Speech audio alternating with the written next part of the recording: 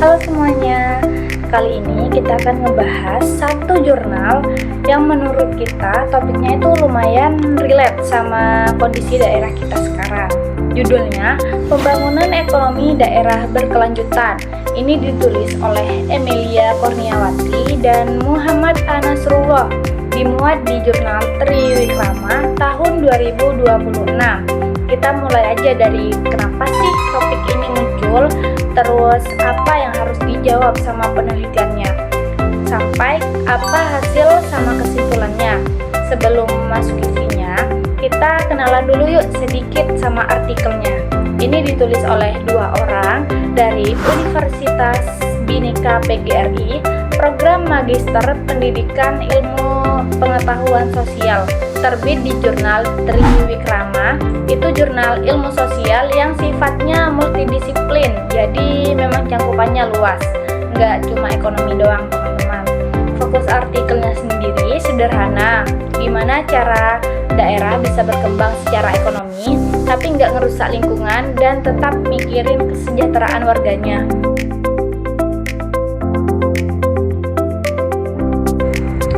Selanjutnya saya akan menjelaskan tentang latar belakang dan urgensi artikel. Artikel ini menjelaskan bahwa pembangunan ekonomi daerah masih berfokus pada peningkatan PDRB sebagai ukuran keberhasilan. Akibatnya, pertumbuhan ekonomi itu sering diikuti eksploitasi sumber daya alam, kerusakan lingkungan, dan ketimpangan sosial. Karena itu, penulis menawarkan konsep pembangunan ekonomi berkelanjutan, yaitu pembangunan menyeimbangkan pertumbuhan ekonomi, kesejahteraan masyarakat, dan kelestarian lingkungan. Selanjutnya, metode dan kerangka teori. Ini penting juga buat kita ketahui, soalnya nentuin seberapa kuat hasil kajiannya. Penulis pakai metode studi pustaka atau istilahnya library research dengan pendekatan deskriptif dan kualitatif. Jadi mereka nggak turun langsung ke lapangan teman-teman buat wawancara atau nyebar kuesioner, tapi ngumpulin dan menganalisis berbagai literatur yang udah ada. Sumbernya juga macam-macam, mulai dari buku akademik terbitan 10 tahun terakhir, jurnal ilmiah nasional maupun internasional 5 tahun terakhir, laporan dan kelembagaan internasional yang cukup kredibel kayak UNDP, World Bank, sama OECD, sampai dokumen kebijakan pemerintah. Semua itu dikelompokkan berdasarkan tema, terus dibandingin satu sama lain, terus diinterpretasiin secara krisis buat dapat gambaran yang lebih utuh.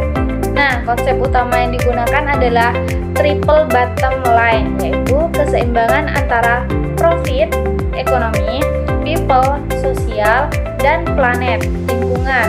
Selain itu, konsep Local Economic Development atau LED menekankan pemanfaatan potensi daerah melalui kolaborasi pemerintah, masyarakat, dan sektor swasta.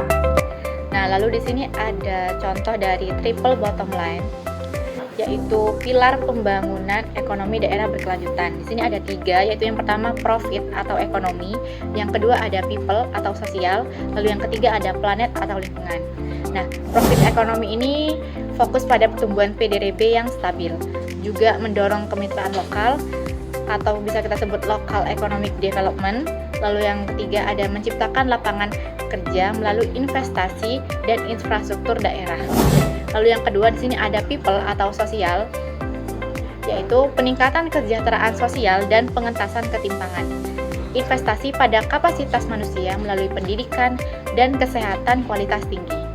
Lalu ada keterlibatan masyarakat secara partisipatif dalam tata kelola daerah. Lalu di sini ada planet lingkungan. Planet atau bisa disebut lingkungan. Di sini ada pengelolaan sumber daya alam yang bertanggung jawab dan tidak ekstraktif. Lalu yang kedua ada pelestarian fungsi ekosistem dan pencegahan degradasi lingkungan. Juga ada penerapan regulasi tata ruang yang ketat seperti RT/RW yang berbasis lingkungan. Nah, ketika profit, people, dan planet berjalan seimbang, muncullah pembangunan ekonomi daerah berkelanjutan atau bisa kita sebut sustainability. Lalu untuk selanjutnya ada hasil kajian artikel. Penulis menjelaskan bahwa pembangunan daerah yang berkelanjutan dipengaruhi oleh 5 faktor utama, yaitu pengelolaan sumber daya alam, pembangunan infrastruktur, juga investasi pada sumber daya manusia. Yang keempat ada diversifikasi ekonomi dan tata kelola pemerintahan yang baik. Nah, tadi di faktor pertama adalah tata kelola sumber daya alam. Nah, di sini penulis menekankan pentingnya prinsip ekoefisiensi. Artinya, pengerukan alam secara ugal-ugalan demi target jangka pendek harus di-stop dan diganti dengan pemanfaatan yang bijak serta ramah lingkungan. Nah, faktor kedua menyangkut pembangunan infrastruktur hijau.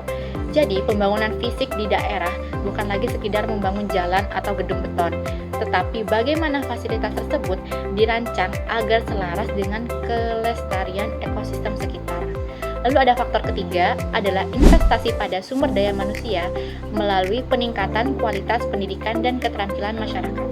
Hal ini krusial karena SDM yang unggul adalah fondasi utama agar masyarakat lokal bisa menjadi pelaku aktif pembangunan, bukan cuma jadi penonton.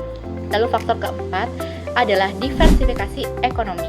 Daerah harus mulai kreatif menciptakan sektor ekonomi baru dan tidak boleh lagi ketergantungan pada satu jenis komoditas alam saja yang suatu saat pasti akan habis. Dan ada faktor terakhir yaitu tata kelola pemerintahan yang baik atau good governance.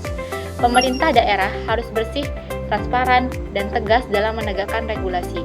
Karena tanpa komitmen birokrasi, semua konsep pembangunan berkelanjutan ini hanya akan berakhir di atas kertas.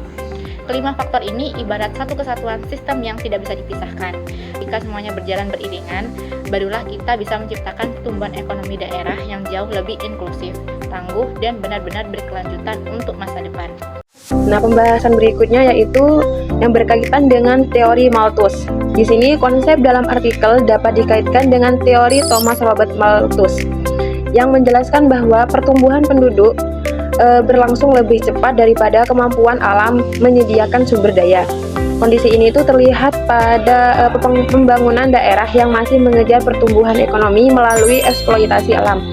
Artikel ini itu menunjukkan bahwa pembangunan alam tetap memperhatikan daya dukung lingkungan agar tidak menimbulkan kritis di masa depan. Nah, menariknya, kalau kita coba tarik benang merah antara konsep pembangunan berkelanjutan ini dengan sejarah pemikiran ekonomi, kita bakal menemukan korelasi yang sangat kuat dengan teori klasik dari Thomas Robert Malthus. Seperti yang kita ketahui, Malthus dulu itu pernah memperingatkan bahwa pertumbuhan populasi manusia itu cenderung bergerak sangat cepat mengikuti deret ukur, sementara kemampuan alam untuk menyediakan sumber daya dan pangan itu bergeraknya lambat mengikuti deret itu. Nah, ironinya itu begini, ramalan Malthus ini tercermin jelas pada kondisi pembangunan daerah kita saat ini yang masih saja mengejar pertumbuhan ekonomi dengan cara mengeruk dan mengeksploitasi alam habis-habisan. Nah, melalui artikel ini tuh kita diingatkan kembali bahwa pembangunan itu mutlak harus memperhatikan apa yang disebut sebagai carrying capacity atau batas daya dukung lingkungan. Kalau kita abai dan melewati batas toleransi alam tersebut hanya demi ego ekonomi jangka pendek, maka kritis kelangkaan parah yang sempat diramal oleh Malthus di masa lalu itu bisa benar-benar menjelma menjadi kenyataan di masa depan. Nah, bisa dilihat kita mempunyai gambar grafik teori menurut Robert Malthus yang bertentangan antara pertumbuhan penduduk dan daya dukung alam. Nah, bisa dilihat garis gambar berwarna merah yang melaju ke atas itu pertumbuhan populasi dan kebutuhan ekonomi.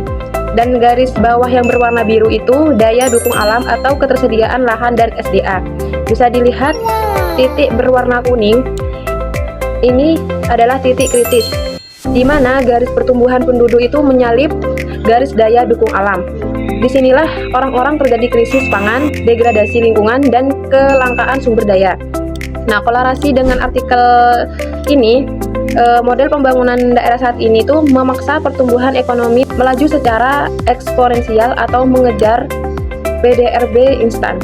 Namun, melupakan bahwa kapasitas alam atau planet bersifat linear dan terbatas. Nah, grafik ini tuh menggambarkan mengapa model ekstraktif pasti akan menemui titik kehancuran jika tidak diubah menjadi ekonomi hijau dan pembangunan berkelanjutan. Pembahasan selanjutnya yaitu solusi yang ditawarkan. Nah, sebagai solusi, penulis itu menawarkan penerapan green economy dan circular economy. agar pertumbuhan ekonomi tetap berjalan tanpa merusak lingkungan. Nah, maksudnya itu, lewat pendekatan ekonomi hijau dan ekonomi sirkular ini, kita ditantang untuk mengubah pola perilaku ekonomi yang tadinya linier, yaitu ambil dari alam, pakai, lalu buang menjadi limbah, menjadi sebuah sirkulasi di mana penggunaan sumber daya bisa diefisienkan dan sisa produksi bisa dipulihkan kembali. Selain itu, langkah taktis yang harus diambil adalah dengan mengintegrasikan prinsip-prinsip keberlanjutan ini secara tegas ke dalam setiap regulasi dan kebijakan daerah. Kita juga perlu memperkuat digitalisasi UMKM sebagai tulang punggung ekonomi lokal agar mereka itu bisa beroperasi secara lebih efektif. Seperti yang paling utama adalah terus merawat dan mempererat jalinan kolaborasi antara pihak pemerintah, elemen masyarakat, hingga sektor swasta di daerah. Selanjutnya, kesimpulan. Artikel ini menegaskan bahwa keberhasilan pembangunan daerah tidak hanya diukur dari pertumbuhan ekonomi, tetapi juga dari kesejahteraan masyarakat dan kualitas lingkungan. Jika dikaitkan dengan teori Malthus, konsep ekonomi hijau dalam artikel menjadi solusi modern untuk mencegah kelangkaan sumber daya akibat pembangunan yang tidak berkelanjutan.